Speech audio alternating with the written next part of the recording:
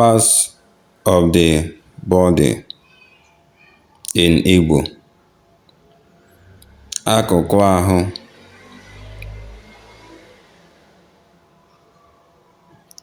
Igbo. English. Isi. Head. Anya. Eyes. Ntị. Ear. Imi. Nose. Ọnụ.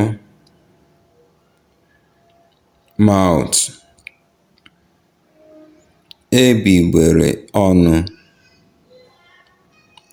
Lips. Eze. Teeth. Afọ. Stomach.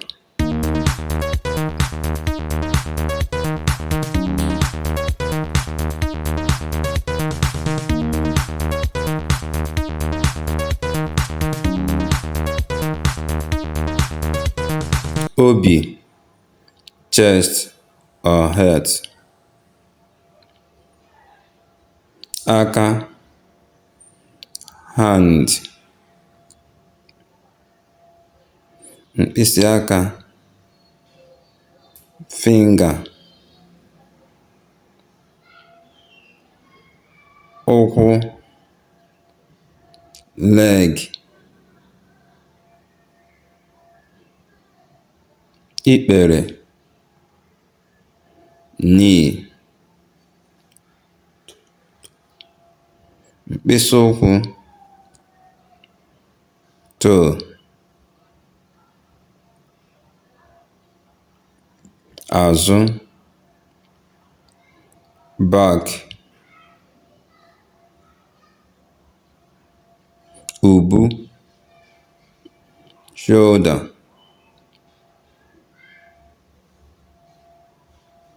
Ihu. Face.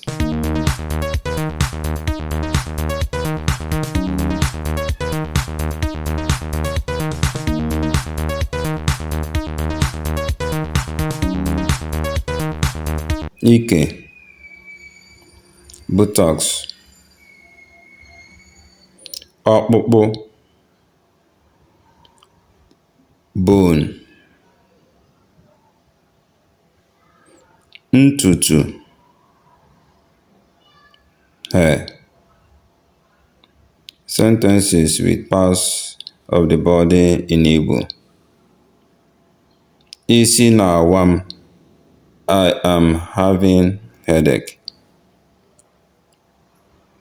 Anya na-afụ m ụfụ. My eyes are paining me. Eji ntị anụ ihe. Ear is for hearing.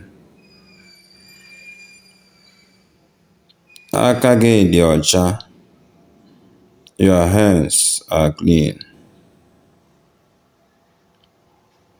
Obi dị ya ụtọ. He or she is happy. Ewu nwere ụkwụ anọ.